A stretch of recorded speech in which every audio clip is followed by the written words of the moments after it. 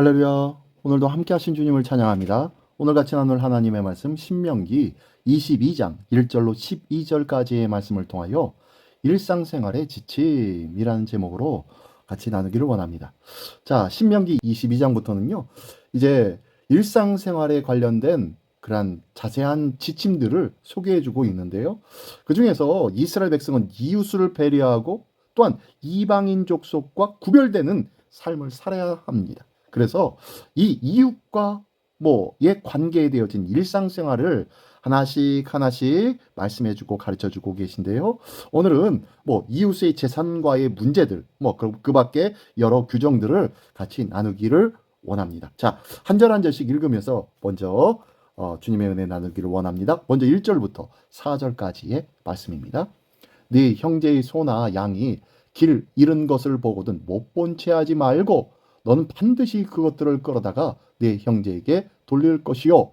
네 형제가 내게서 멀거나 또는 네가 그를 알지 못하거든 그 짐승을 내 집으로 끌어가서 내 형제가 찾기까지 내게 두었다가 그에게 돌려줄지니 낙이라도 그리하고 의복이라도 그리하고 형제가 잃어버린 어떤 것이든지 네가 얻거든 다 그리하고 못 본 채 하지 말 것이며 내 형제의 낙이나 소가 길에 넘어진 것을 보거든 못 본 채 하지 말고 너는 반드시 형제를 도와 그것들을 일으킬지니라. 아멘.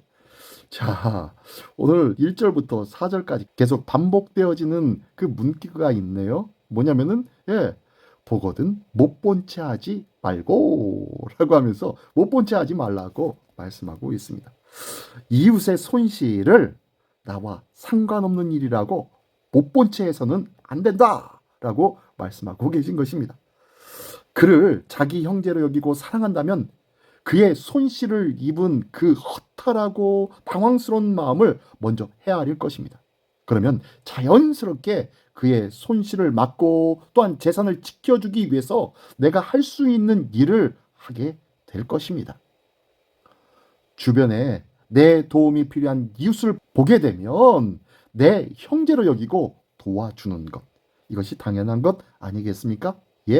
선을 행할 줄 알고도 행하지 아니하면 죄라고 야고보서 4장 17절에서는 말씀하고 있지 않아요? 우리의 삶 속에 이러한 행함의 삶이 못 본 채 하지 않는 그러한 삶이 우리 삶에 풍성하여서 정말로 주님의 사랑으로 함께하고 또한 많은 이들과 함께 동거하는 아름답고 복된 삶을 살아가는 우리 모두가 되시기를 예수님의 이름으로 축원합니다. 계속해서 5절부터 12절 끝까지의 말씀입니다. 여자는 남자의 의복을 입지 말 것이요 남자는 여자의 의복을 입지 말 것이라. 이같이 하는 자는 내 하나님 여호와께 가증한 자이니라.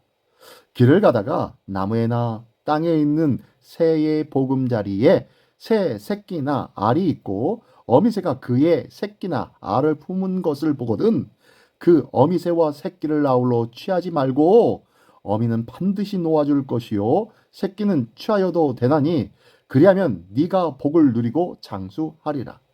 네가 새 집을 지을 때에 지붕에 난간을 만들어 사람이 떨어지지 않게 하라. 그 피가 네 집에 돌아갈까 하노라. 네 포도원에 두 종자를 섞어 뿌리지 말라.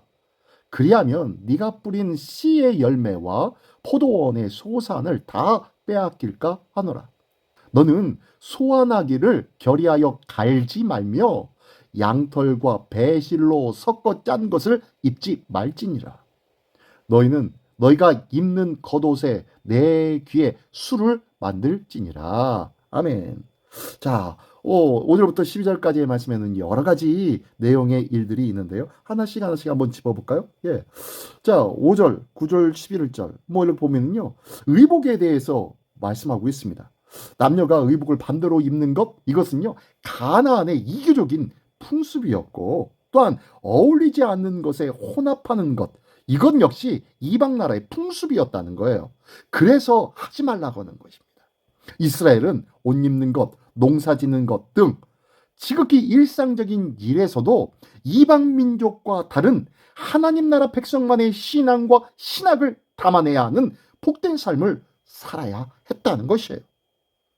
시대의 사조와 유행을 분별 없이 따르지 말아야 되는 거예요. 그래서 우리의 삶에 신앙을 담아내는 복된 은혜가 있는, 정말로 세상과 시대 사조와 구별되어진 그 은혜의 삶을 사는 우리 모두가 되기를 예수님의 이름으로 축원합니다. 예, 그리고요 6절과 7절의 말씀해 보면요, 어미새와 새끼새를 한꺼번에 잡지 말라라고 말씀합니다. 어미새는 반드시 날려보내야 한다고 말씀하면서 율법은 동물의 존속을 위해서 욕심을 절제하라고 요구하고 있습니다. 동물을 남획하면 멸종을 앞당기게 될 것이고, 또한 동물의 멸종은 결국 식량 감소와 생태계의 혼란을 초래하게 될 것입니다. 이것이 바로 인류가 이 지구에서 장수하며 살기 위한 탐욕의 제한, 탐욕스러운 것들을 버리는 일, 그것이 바로 생태계를 보존하는 일이라는 것이에요. 끊임없는 인간의 욕심으로 말미암아 이 땅의 생태계가 망가지고 있잖아요.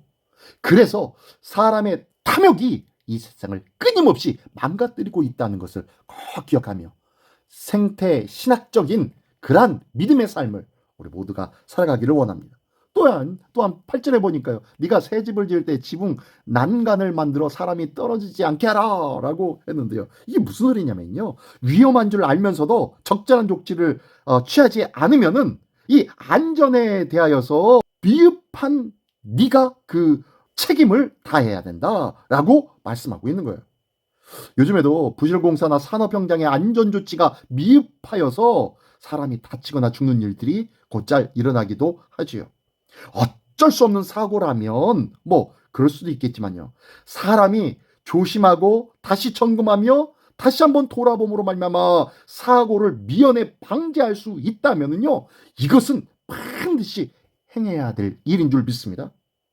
그러함으로 말미암아 이에 대한 책임자에게 엄중한 책임을 물어서 다시는 그런 일이 재발하지 않도록 실효성 있는 대책을 세워 나가야 되는 것이 우리 일상의 모습 아니겠습니까?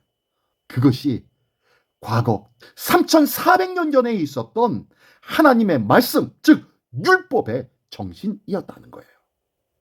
이것이 바로 하나님의 은혜요, 하나님의 축복이었다는 것을 꼭 기억하기를 원합니다. 또한 맨 마지막 절에 보니까요, 너희는 너희가 입는 겉옷에 내 귀에 술을 만들지니라 라고 말씀하고 있습니다. 뭘 만들으라고요? 예, 술. 하나님의 백성은 세상 유행 쫓지 않습니다. 자기 욕심을 따라 살지도 않습니다. 대신 하나님과 맺은 언약을 기억하면서 하나님이 주신 계명을 늘 순종하며 순복하며 따라가는 삶, 이것이 바로 그리스도인들, 하나님의 사람들의 삶인 줄 믿습니다. 그러면서요, 이 겉옷에 다는 술이 바로 율법과 언약에 충실해야 하는 그 의무를 깨우치는 그런 용도가 바로 이 술이었습니다.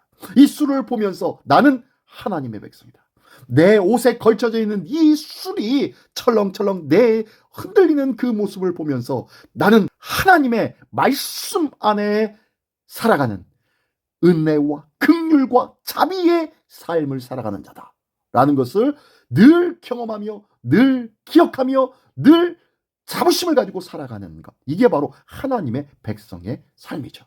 그래서 이 내 귀퉁이에 술을 만들어 달고 이것이 철렁철렁 흔들리고 보일 때마다 나는 어떤 사람? 예, 하나님의 사람. 이 하나님의 사람임을 다시 한번 마음에 되새기며 살아가야 된다라고 말씀하고 있는 거예요. 이렇듯 하나님께서는 우리에게 수많은 조건과 상황들을 지금 말씀하면서 하나님의 백성다운 삶을 살으라고 말씀하고 있습니다. 오늘도 하나님의 백성다운 삶을 살아가기에 부족함이 없는 우리 모두가 되시기를 예수님의 이름으로 축원합니다. 기도하겠습니다. 전능하신 주님, 감사합니다. 이 이기적인 이 세상에서 하나님의 법을 따라 이웃을 사랑하며 하나님의 말씀을 따라 이웃을 끌어안고 함께 주님의 사랑을 나눌 수 있는 그런 하나님의 백성으로 살아가게 하여 주시옵소서. 이웃을 사랑하며 이 사랑을 실천하는 참 세상에서는 유별난 것 같은 이 사랑의 사람으로 살아가기를 원합니다. 주님 도와주시고 믿음으로 채워주시며 이 사랑으로 행함에 우리의 마음이 실족하지 않도록 날마다 용기를 더하여 주시옵소서. 오늘도 이 귀한 사랑의 삶으로 승리하는 우리 모두가 될 줄 믿사오며 예수 그리스도의 이름으로 기도드리옵나이다. 아멘.